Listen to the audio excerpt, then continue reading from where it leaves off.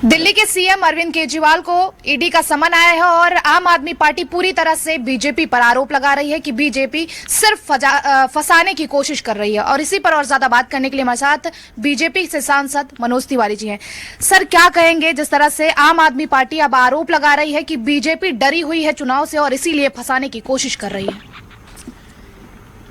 देखिए, आम आदमी पार्टी के जो नेता हैं अरविंद केजरीवाल, उनका एक ही धुन है, भ्रमित करके सत्ता में आए हैं और पूरा दिल्ली के खजाने को लूट लेना है। आप बीजेपी को एक साइड छोड़ दीजिए, भाई बीजेपी तो चुनाव नहीं जीती, विधानसभा में तो आम आदमी पार्टी जीती। और इन्होंने दिया क्या दिल्ली को? गंदा पानी, या तो पानी के बिना तरसती दिल्ली। इन्होंने दिया बुजुर्गों का पेंशन रोक।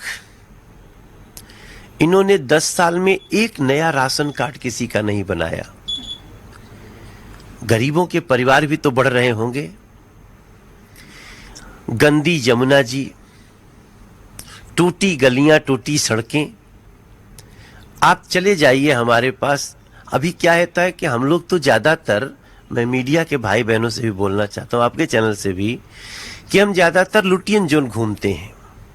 तो लुटियन जोन तो सब अच्छा है क्योंकि केंद्र के अधीन है।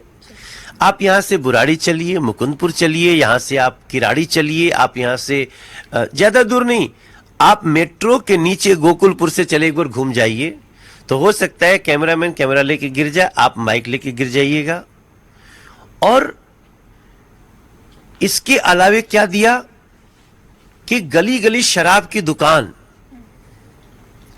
शराब व्यापारियों का 2% का कमीशन 12% कर दिया। इसमें क्या जांच करनी है? सरकार को बचता था शराब की बिक्री पे 10%, माने 10 रुपया एक बोतल पे मिल रहा है। 10%, 10 रुपया कहना ठीक नहीं है, और विक्रेता को मिल रहा है 2%।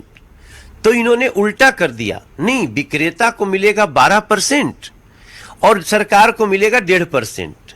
अब इससे बड़ा बेईमानी क्या हो सकती है? भैया क्या है आपके, क्यों दे दिया आपने? सरकार का पैसा अपने विक्रेता को, शराब व्यापारियों कैसे दे देंगे? और क्या किया? मंदिर के सामने, मस्जिद के सामने, गिरजाघर गुरुद्वारे के सामने शराब की दुकान खोल दो। भाई इसका नियम कानून है, स्कूल के सामने नहीं खुल सकता, मंदिर मस्जिद गिरजाघर गुरुद्वारे, लेकिन नहीं, शराब बेचना है क्योंकि फायदा हो रहा है। और जब ये केस जाता है सुप्रीम कोर्ट में, अभी 2 दिन पहले, कि मनीष सिसोदिया ने कहा कि हमको बेल दिया जाए, तो सुप्रीम कोर्ट ने क्या कहा कि बेल रिजेक्टेड। और बेल रिजेक्टेड के साथ लिखा कि 338 करोड़ का तो ट्रेल एस्टेब्लिश हो गया कि ये 338 करोड़ रुपया दिल्ली का गया, किधर गया, कौन ले गया। अब उसके बाद बीजेपी क्या करे? आप बीजेपी को दोष क्यों दे रहे हो? बीजेपी तो भाई चोरी होते देखेगी तो चोर चोर करेगी। और बीजेपी का ऐसा कल्चर है कि बीजेपी वाला भी कहीं चोरी करता दिख गया तो भी चिल्लाएगा बीजेपी वाला। इस पे एक सवाल है कि आतिशी ने प्रेस कॉन्फ्रेंस की है और उसमें उन्होंने ये बोला है कि 2 तारीख को मुख्यमंत्री को गिरफ्तार भी किया जा सकता है क्योंकि ये बीजेपी की साजिश है। ये उनकी अंतरात्मा कह चुकी है आतिशी जी की कि अरविंद केजरीवाल बहुत भ्रष्ट आदमी है, ये 2 तारीख को गिरफ्तार हो जाएगा। ये आतिशी कह रही हैं, हम तो नहीं कह रहे।